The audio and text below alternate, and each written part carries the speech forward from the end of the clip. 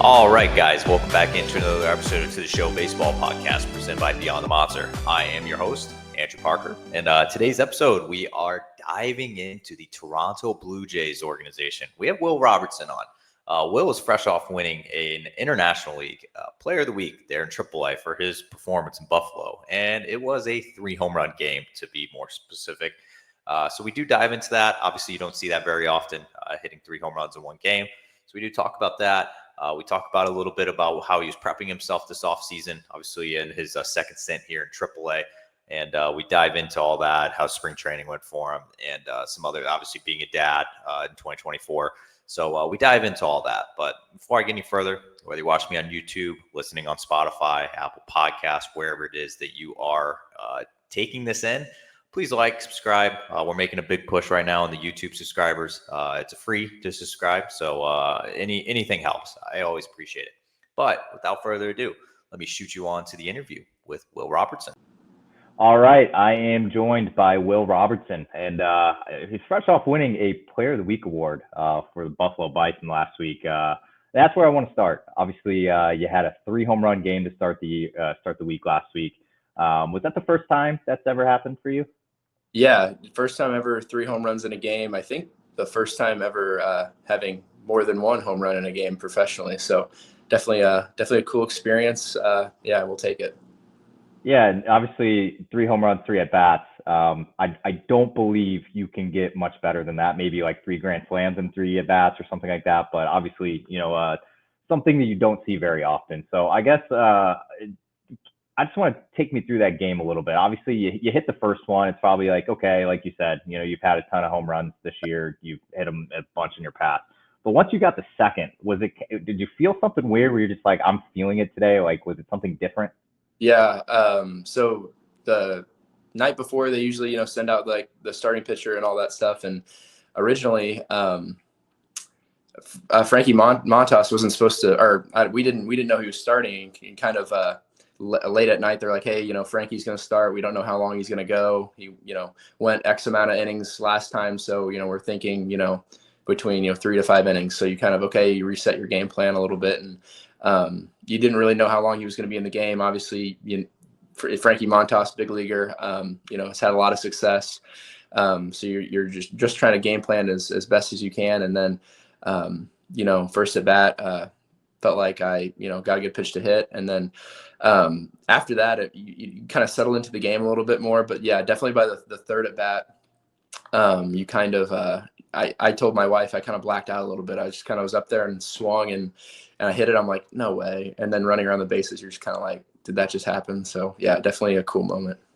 And so, obviously you hit a third one. Did you kind of like after the game be like, maybe I should like see if I have like some sort of like lucky charm hiding around or something? Like, I guess, how did that feel after you did hit the third? Yeah, some guys were like, let's find the nearest casino. We gotta money down. But no, definitely felt like it was a just a once in a lifetime game. And obviously baseball's a sport that the next day you could go 0 for 5 with 5 strikeouts. So definitely try to put it in perspective a little bit, but it was definitely cool to kind of soak it in a little bit after the game but then hit the reset shortly after. Yeah, I think you kind of nailed it. I think baseball is a lot like golf, where it's like, you could be on top of the world. You could have a hole-in-one on a hole, and the next hole you're, triple bogeying or something. It's just like, same with baseball. It's like you have 3 home runs one game, you strike out 5 times, 4 times the next game. It brings it down. I feel like that's when you start tasting yourself a little bit too much in baseball, that's where it starts to humble you. So you kind of try to keep yourself in check. So. Absolutely. Well, it is. It's your second season now in Buffalo there in AAA. Obviously, you got a taste of it last year once you got up in 2024. I guess what kind of things did you, coming into this season here in Buffalo, like what did you learn about last season? Obviously, about the AAA level, it's very different. I think it's very different than AA, obviously, because you have guys that on your team that have major league time. You have top prospects. It's a big mix. So, like, what have you thought so far of AAA? Yeah, I think just from AA to AAA, just the approach of pitchers and hitters. You got big leaguers, like you said, all up and down all these rosters. So the approach that you have to have as a hitter definitely is a more mature approach than in AA. I think, you can't just go out there and out talent everybody, even though you look at what Marcelo Meyer and Roman Anthony were doing, just super talented. But I think, for the most part up here, you have to, have a solid approach, have a solid game plan. And because these pitchers are going to, really work to their advantages, and they're not going to overpower you with a ton of stuff. Even though they do have that stuff, they're going to be very smart in how they attack you. So I think was the biggest difference. But just the familiarity with being in Buffalo, with the coaching staff, and just trusting that I could play at this level. I think that was the biggest improvement for me. Obviously, every offseason you go in and you try to make adjustments mechanically with the approach and stuff like that. But more or less just being comfortable with the situation up here in Buffalo. And so I do want to ask you about this. I've had a few of your teammates on, this show as well. I've had, Josh Kasevich, Phil Clark, Hayden Yanger, a few guys. Yeah. And I heard a lot of good and kind of, I guess, like interesting stories about Buffalo's team last year. Obviously you guys had let's just say a potential Hall of Famer on your team, sharing the locker room with you. And I got to know, obviously, when you have Joey Votto or a guy like that around the locker room, I guess, what were your takeaways from it? I guess, what was your experience like with him? Yeah, I mean, it's super, I guess, unique in the fact that you have like a Hall of Famer, obviously, in the clubhouse, but he's trying to work back. He was coming back from an injury. He's trying to get back to the big leagues. So like, you're wanting to pick his brain as much as you can, but at the same time, you're like, try not to step on his toes, respect his time. But he was literally an open book. Like, you'd be in the batting cage, you ask him a question, he's, diving in, trying to, do whatever he can to help, which was awesome. He just became one of the guys, which was kind of funny. He definitely just acted like he was just one of the guys in Buffalo, and not a 17-year vet going to be in the Hall of Fame. So it was a cool experience. But at first you were kind of shell shocked a little bit, but then that kind of wore off, and he just became one of the boys. So. Yeah, I always thought it was interesting. I did see him in Worcester for a series, and I just found it so interesting that he was doing like pregame drills, like even before like Worcester was taking batting practice. Like he was the first one out there at like 2 o'clock, 1 o'clock, and it's just like, this guy. I mean, it's obvious he's a Hall of Famer, but that's just how they do it. I think that might have been his first game back, because I remember I think got a either walk, and then his next at bat, I think first actual at bat, I think he hit a home run or something, which is crazy too. So. Yeah, very interesting. Because I do remember in one of the series towards the end of the year in Worcester, he ended up retiring like right after that. So it was one of his last series there. But all right, so back to you here. Obviously you've had a good start to your season in 25. Obviously you're coming off Player of the Week there this past week.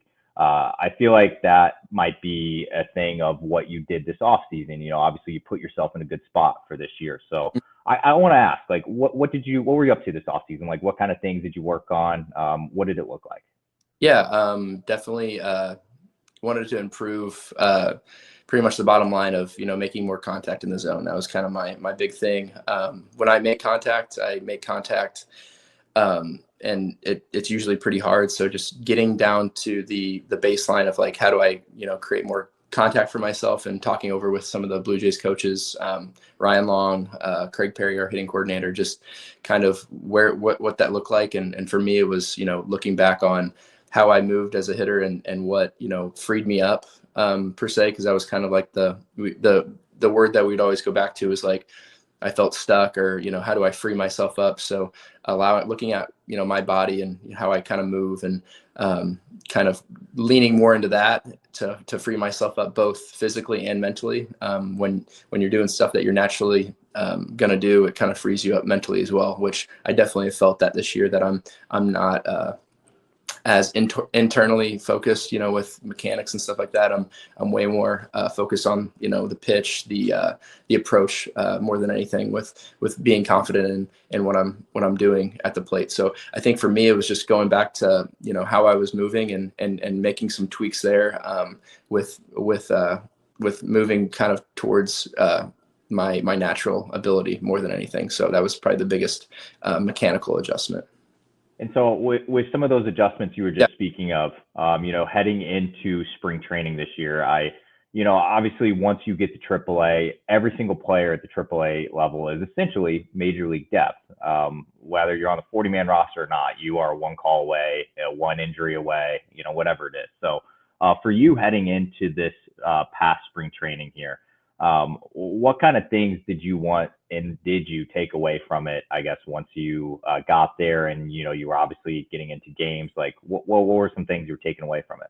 Yeah, this being my sixth spring training, I think you have to look at it kind of at every year's, a different year, even though this is being the sixth year of going to spring training. I think you have to look at every spring as a new experience. And obviously you're, getting into games, you're backing up games, you're, playing against some of the best players in the world in spring training. You're trying to, see what they're doing, but also at the same time, it's more or less just a chance to get ready for the season. So you're wanting to ramp up, you have that goal in mind, but you're also trying to not put too much pressure on yourself to, produce. It's more or less about the process. So I think that's the beauty and I guess the detriment to spring training. Sometimes some guys put a little too much pressure on themselves or want to perform right out of the gate, but you kind of have to look at the bigger picture of what it's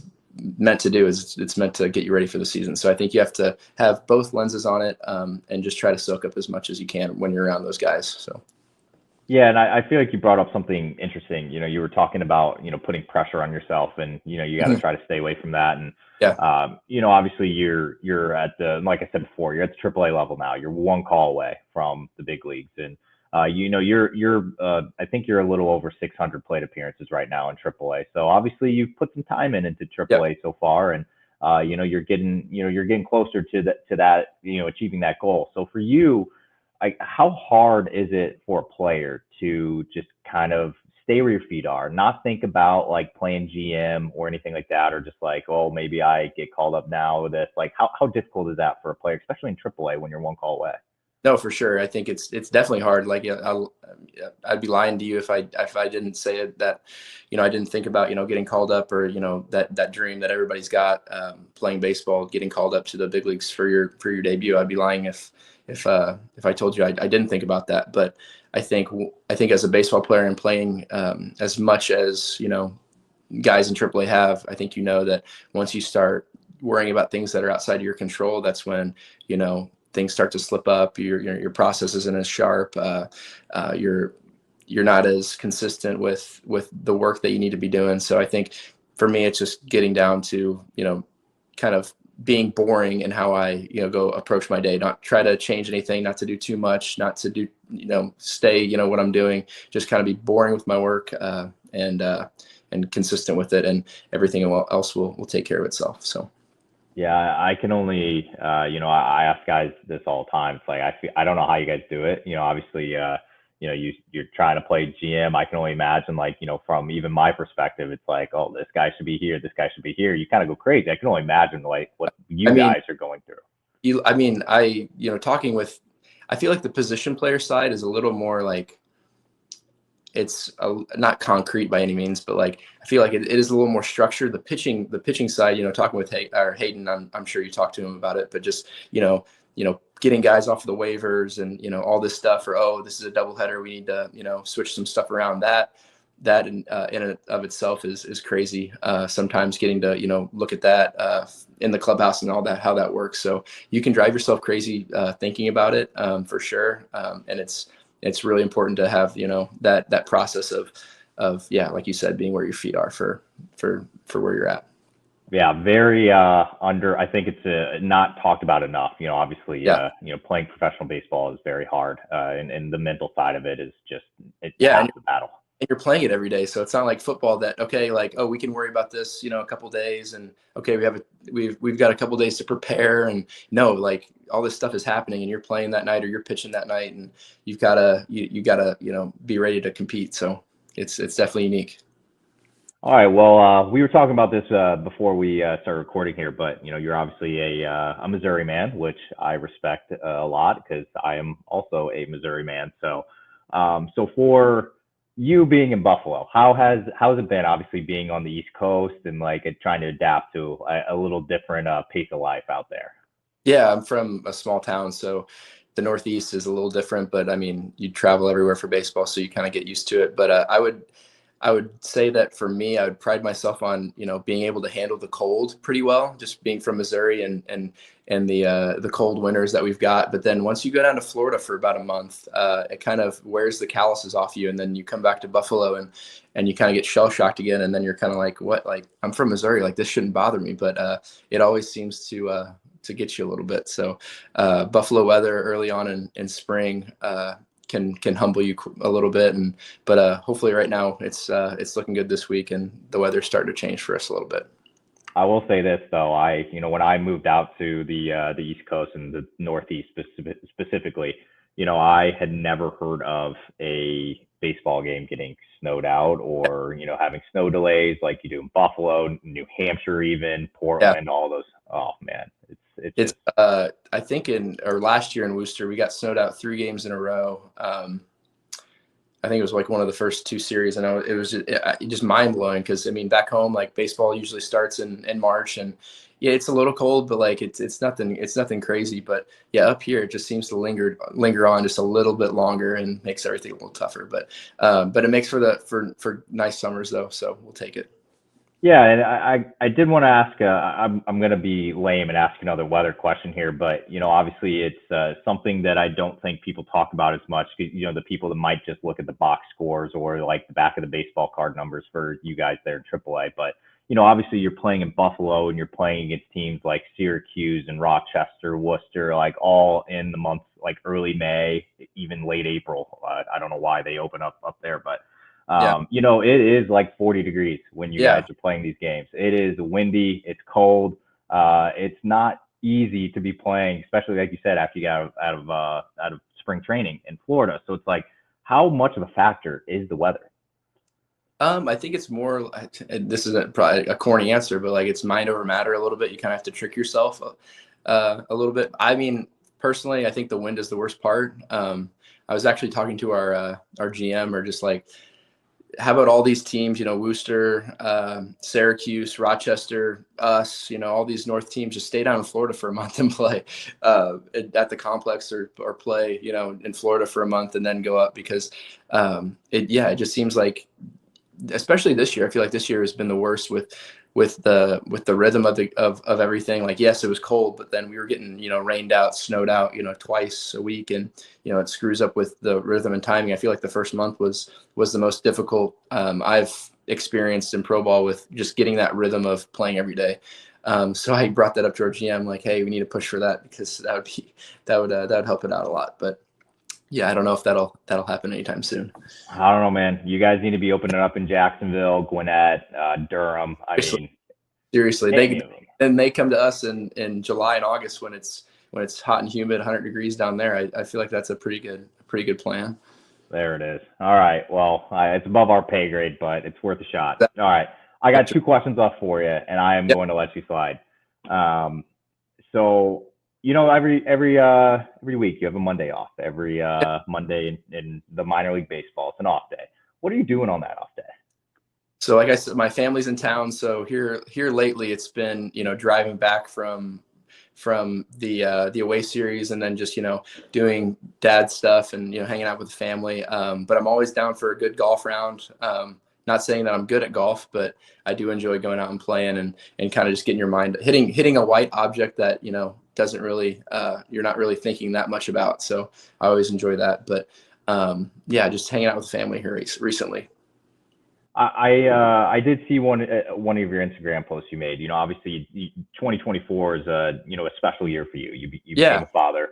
And it's something that you probably can't even like explain the feeling it brought to you, and obviously how much it changed your life and everything like that. So my question for you, obviously, before you became a dad and, before you had a spouse and everything like that, you kind of just played the game for yourself. You don't really think maybe your parents or whoever, but now you're playing for something more. So what does that feel like now that you are a dad and you are playing games? Like, what is that feeling like whenever obviously you're playing a game for somebody other than yourself? No, I think you said it best. Like before all that, you're pretty selfish. I think that's what I realized. First and foremost, you having Johnny, my daughter, and that kind of opens your eyes up to putting her first, and that's something that I think previously before her, I think I would take that for granted. I think doesn't matter how you perform on the field necessarily. It's you're getting to come home to your wife and daughter, and you have to be on for them, and that's that's your role. So I think it definitely helps me a ton with putting baseball in perspective, because at the end of the game, at the end of the day, like that's just a game, and they're always going to be here for me when I get back, and that's a very reassuring place to be. So definitely life changing, and I wouldn't trade anything for the world, because they're up here supporting me and my dreams, and it's been pretty fun. All right. Well, I feel like that's a good note to end it on. Obviously, thank you so much for all the time. Obviously, wishing you the best of luck for the rest of 25 there in Buffalo and wherever you end up towards the end of the year. But thank you so much for the time. Yeah, I appreciate it, man. Had fun.